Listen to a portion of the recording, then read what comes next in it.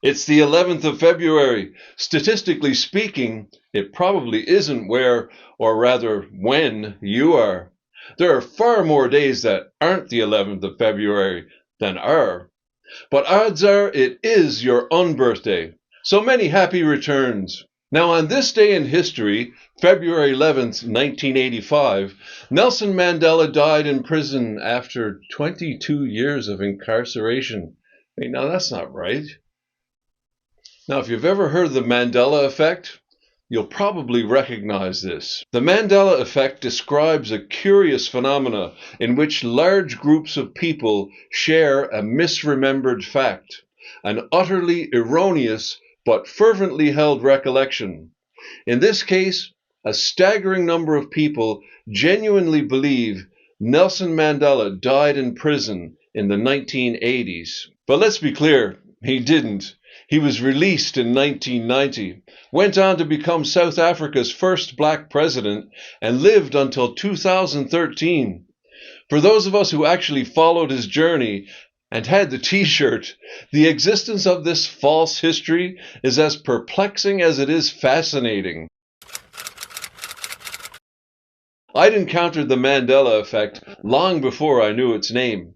And while it's easy to scoff, I must confess I'm not immune to its bewitching influence.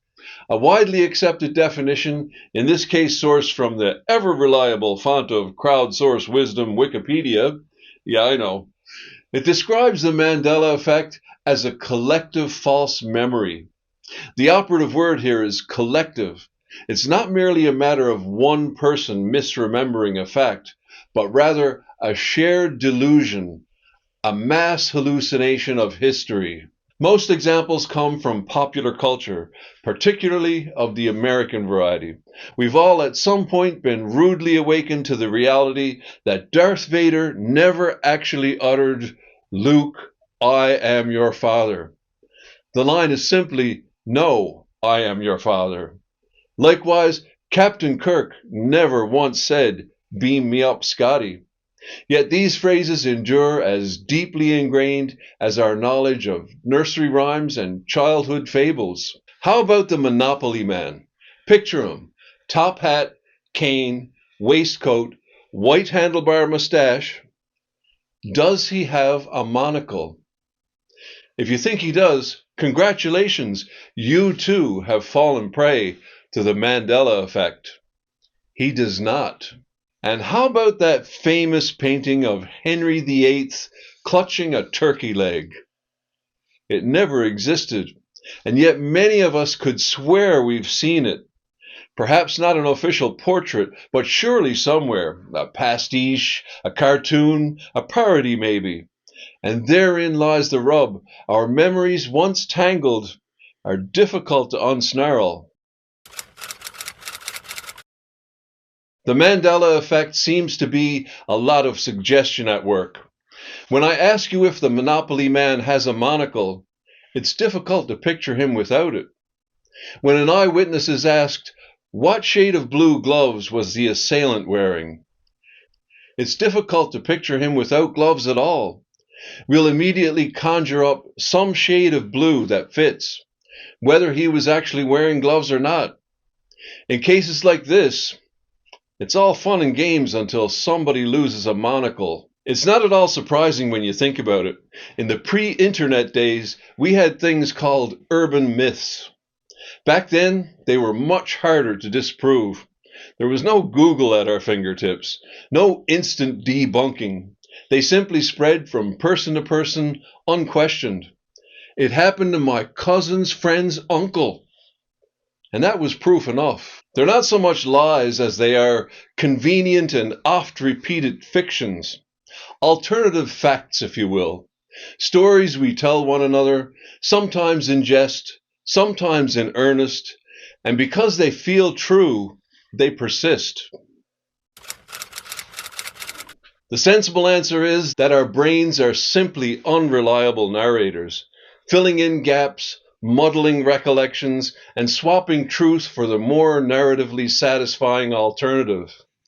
It's all rather mundane, But a far more delightful and indeed vastly more entertaining theory suggests that perhaps, just perhaps, these discrepancies exist because we have slipped ever so slightly between parallel realities. In one universe, the Monopoly Man does indeed sport a monocle. In another, you can have Looney Tunes with two O's and Fruit Loops without. Somewhere, Henry VIII is still chomping on that mythical turkey leg. This theory unsurprisingly originates from Fiona Broome, a paranormal researcher, which rather tells you all you need to know.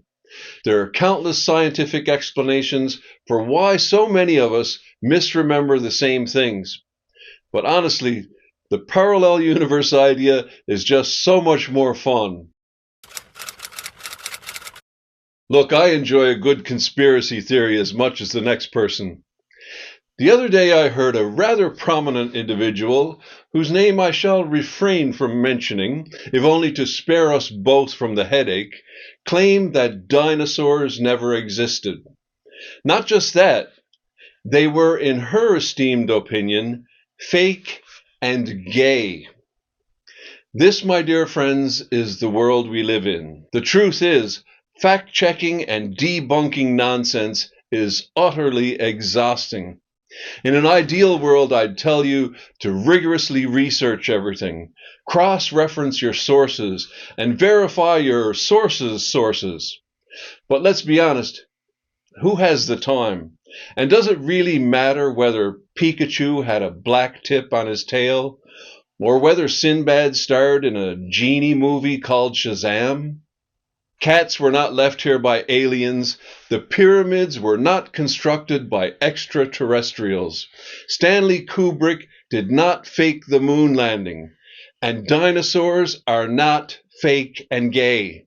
There's a certain joy in entertaining these whimsical ideas, in speculating, in playing with possibility. But at the end of the day, that's all they are, possibilities. Fun, frivolous, tantalizingly odd, but ultimately untrue. Some things, I'm afraid, are simply examples of being wrong. And that's okay. Nelson Mandela did not die in prison in the 1980s.